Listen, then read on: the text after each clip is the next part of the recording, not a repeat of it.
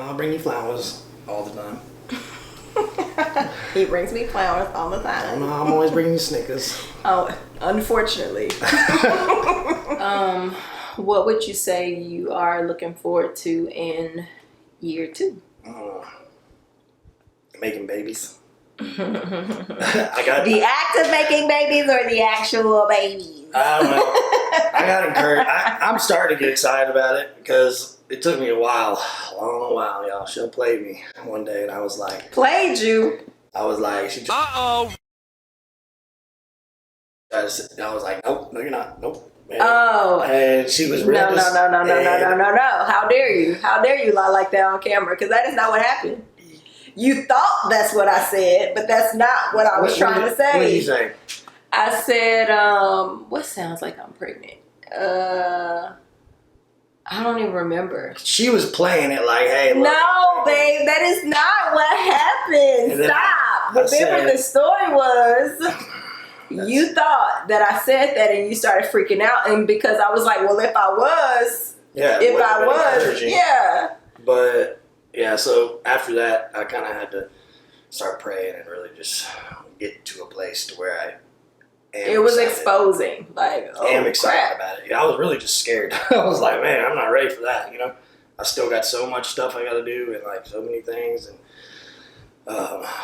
that, I'm excited to see where the business goes. I'm excited to see where the ministry goes. Honestly, I don't even know because God just keeps continuing to blow my mind.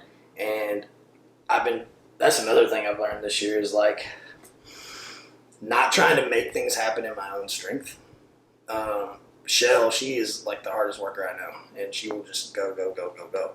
Me, God's been working on me this year. I'm really just, like, instead of trying to go and make things happen, like, be still and know that I'm God. Like, kind of, wait for the right timing. And that's been huge for me. Huge. Because every single time with the business, with the house, with all these things, I'm like remembering, the previous blessings that God's produced. And I'm like, man, like, there's nothing I even did. I literally didn't do jack. He's just like bringing me the opportunity and I'm able to capitalize on it. And so, like, that's been awesome. Yeah. From a business perspective, even with Radical and the coaching for 2024, I kind of feel like we're like just getting started, honestly. So I'm excited about that. All right. Because, we were saying how Shell you've been doing this ministry for how long before you met me? It started as a blog in 2015. So she's been doing this for a minute, and that was the thing we talked about the other day, because, like, I'm over here like, man, God's using us. Look at all this stuff God's doing. Like, man. And because I just joined the ministry, just this past year. And it's hard for her to see all those things because she's been doing it for so long. And her expectation of where it should be and mine were different. So being able to share that and kind of try to get on the same page, that's been good too, being able to point those things out so you can encourage your spouse, or her being able to point things out that I don't see, to encourage me. Yeah, I think in general, Aaron is the optimist and I'm the pessimist. I like to say realist. Ooh, glad you're honest. I can operate from a place of very little, because I've been there, and I have faith because I know God's going to bless me. He's going to come through. That's a good point. And I think Shell, when she gets very, how would you say? I don't want to say scared or fearful, but yeah, fearful, anxious. I think like that's the other part of like trying to communicate effectively, and I think the conversation we were having the other day was about like being in the other person's shoes, because like before meeting Aaron, I was rolling in the dough, but like when we met, but you also decided to go and do full-time ministry, and I was in all support, 100% support of that too. But I mean, like, we knew you were going to make a huge pay cut.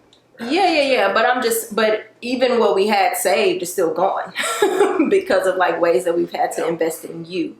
So that's been like Well, tension for us. us.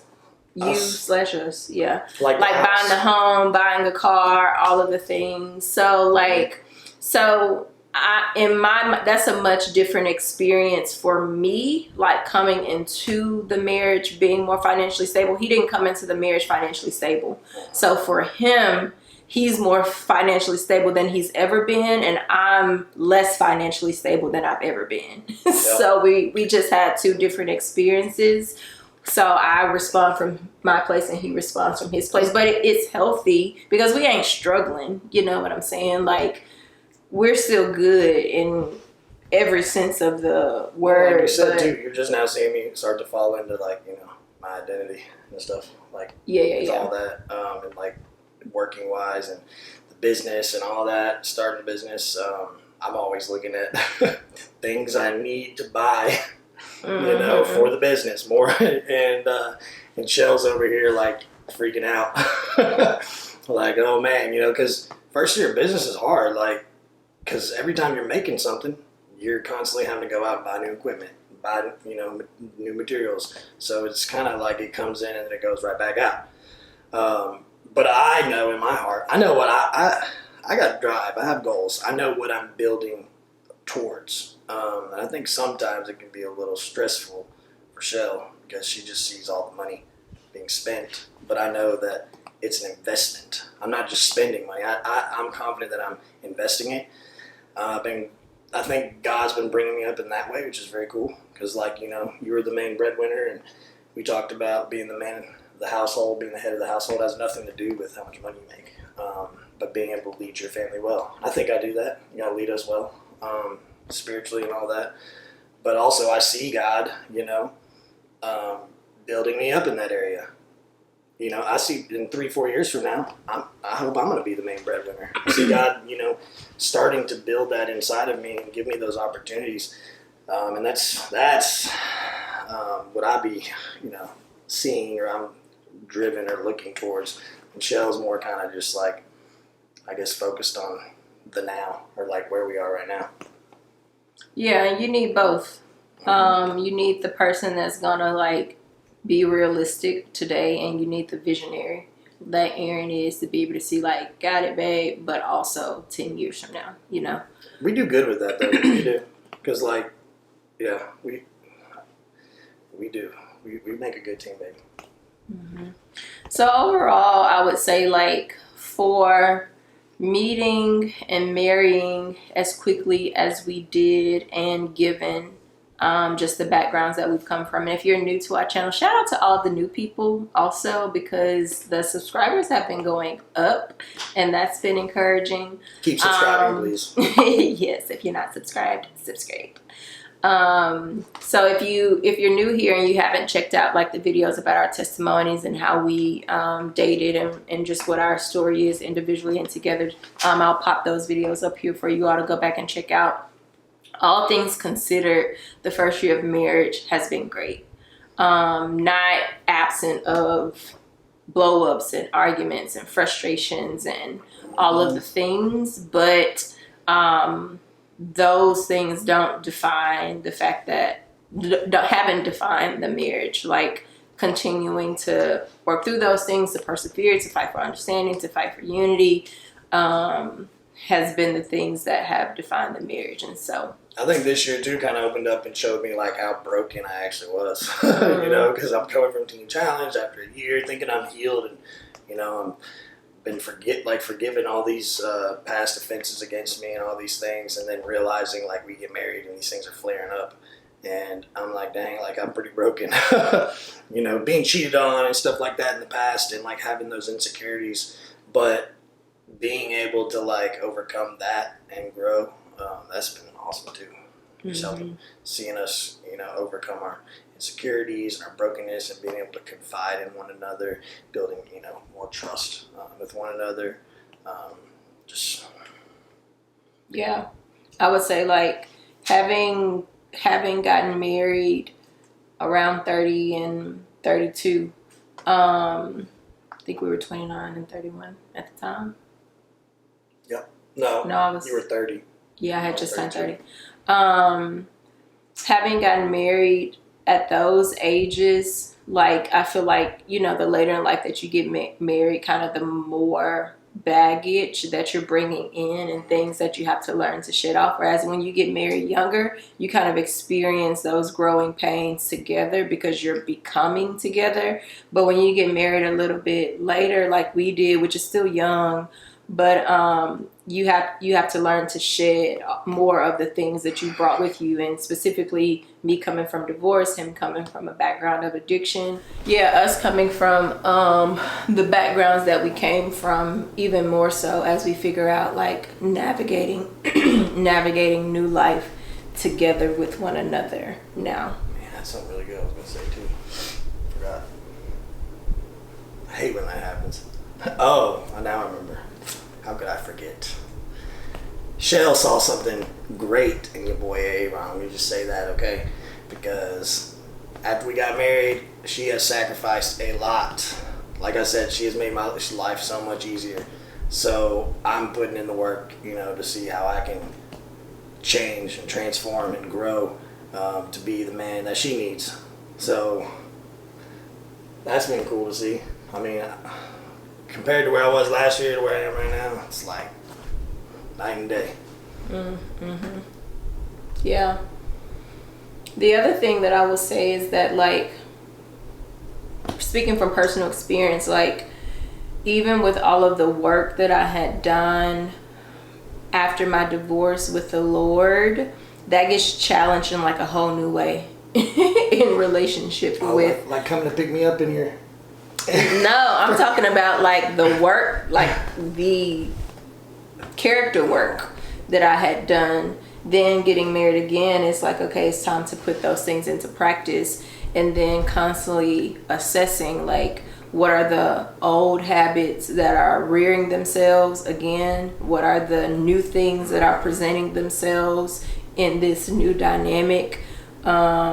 It's just, of course, when you're single, you're just not challenged in the same way, which is why there's a popular saying that, like, if you want to serve like Jesus, stay single. If you want to love like Jesus, get married. Because being in a dynamic this close is going to challenge you in ways that being single will not. I've been challenging, chill. Hey, Aaron be challenging, trust me. Yeah. In good ways, though. For the most part. Like, talking about challenging, it'll come back to me. See, there's a conversation we had the other day.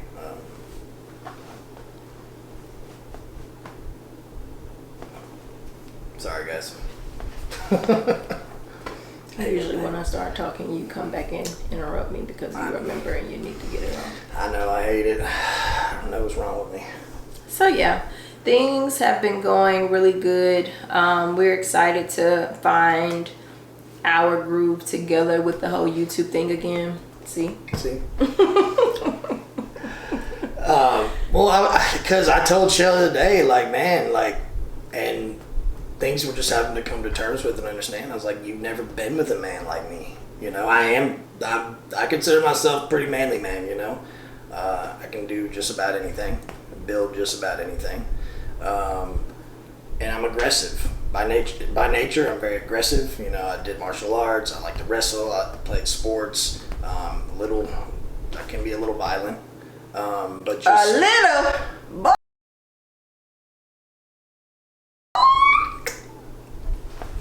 You know, I was kind of pointing out to her, like, look, like, you have to learn, like, you've never been with a man like me, and I'm different, you know, in the ways that I come off. But I hope that you know, like, I would sacrifice my life for this family. I would do whatever it takes. I would, you know what I'm saying? Like, ain't nobody gonna come up in here and challenge my family.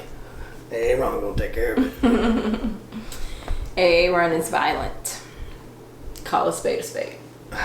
He violent. Okay. Spade. And that can go both ways, for sure. But he's right about that. I was. Don't make him think I'm like mean or like abusive or anything. It's so funny with Aaron because like he is a very aggressive man, and at the same time he is very jolly, childlike, full of energy, joy, Like, he came in this morning in his Christmas pajamas, like, look at me, babe. Look at me. So it's interesting to see that switch, because I think, like, most of the people that interact with him probably would not, especially women in the spaces that he probably interacts with them in, they probably would not guess the extremes that it can get to with him.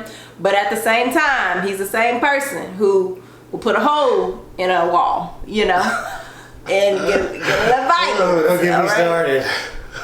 So that Shell still wants me to replace the door in the closet. I need you to replace my door. I need you to replace my candle. Ooh. So it's an interesting dynamic. But at the same time, I tell him, I'm like, listen, God gave you the right one, because I ain't scared of you. So what we doing here? I just got hurt. And let that not be. He ain't never violent towards me. So trust me that this ain't that. That would be a whole different ball game. He ain't never violent towards me. He's just like trying to figure out how to communicate his emotions. It can usually go towards the anger side, which we should know is a secondary emotion. There's lots of and not a primary emotion. Yeah, he's aggressive in speech, and that's just learning how to deal with that, but not violent towards me at all. He's like the complete opposite when it comes to me, and I'm usually the one like, can I get some space, please? And he's like, come here. One of these days, I'll have to show them. You have to do one of your little. Shell's great at impressions. I feel like we need to start doing impressions for like some Reels content or something. I really haven't been on my Instagram Reels game. Y'all, she gets some. Y'all, I got some on my phone. I got them saved. I'll be like, that's good. You can't show those. It's funny to me because the whole entire first year we dated, I don't think I ever heard Shell say a single cuss word, not one. And she probably didn't hear me say a lot either. We was kind of honestly no. And then we got together, and it's like I guess it's just been a habit. I guess a bad habit my whole life. Yeah. It's not as bad as it used to be, but like ways like that, I'm rubbing off on Shell sometimes. I see her, but sometimes I feel like I gotta take it there for Aaron to understand. Boy, listen. But then I'm saying, like, for example, Shell may drop something instead of saying shoot. Now she may say, that is a lie. Now he's just straight up lying on me. Because what he be doing around the house is I'll say shoot, and he'll be like, did you say what I think you said? And I'm like, no, I didn't, but clearly you want me to be able to be like, potty mouth. So I feel like the most of the time when I curse is in anger or like being funny about something. Yep.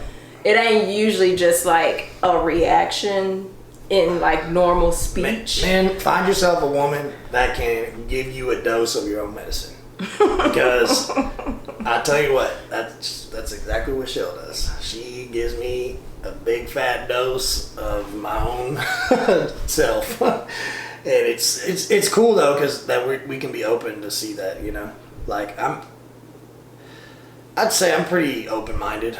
I can receive criticism well, I think. Mm-hmm. Yeah, I will say that's always something that has always like settled me, no matter what hardship or challenge we were experiencing, is that I know that Aaron values my opinion. Like, he's gonna listen to what I have to say. And he's open to hearing, even if he disagrees. I know that he values what I have to say enough to listen to me and take that into consideration, and make his decisions from there. So that has always given me like at least I know that I'm gonna be heard, as opposed to you just like not valuing what I say or not caring enough about how things are making me feel. I'm glad that you like that. Sometimes I think I'm being annoying because I come to Shell and ask her advice or her opinion on things about just about everything, because we're both completely different in the ways that we view things. So I'm glad that it doesn't annoy you. I didn't say that. Oh. It doesn't annoy me 100% of the time. Specifically, like, I'm just talking about like when we have challenges, even when we're not seeing eye to eye, I still feel heard. So, okay, like if you just disagree, I can't control you. There's that word. Can't control you and make you agree with me, but at least I do feel heard. I That'll have to be a whole different video. Yep. We actually could do a video on control and the different way that it expresses. One time, Shell got us. up at me and she was so heated. And, you can't control me. You can't make me do anything. I said, you're right. I can't.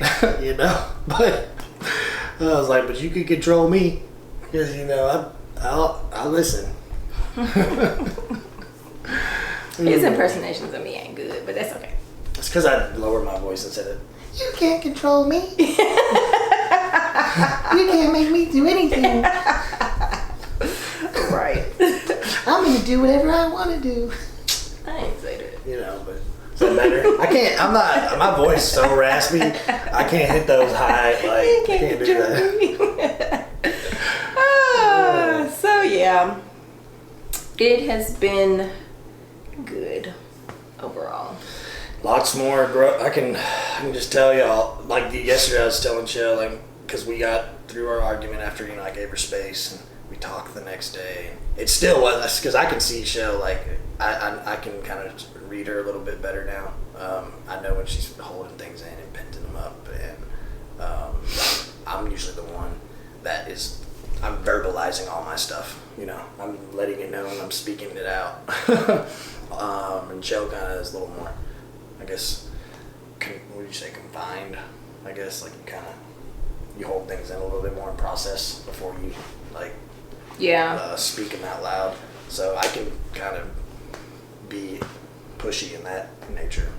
Yeah, but also I didn't grow up arguing with people. There were occasions that I saw my parents have blow-ups, but even in their marriage, that wasn't necessarily the norm. And certainly being an only child, 2, having really good relationships with my cousins, shout out to the sister cousins, we didn't communicate like that. We didn't argue like that. We didn't fight.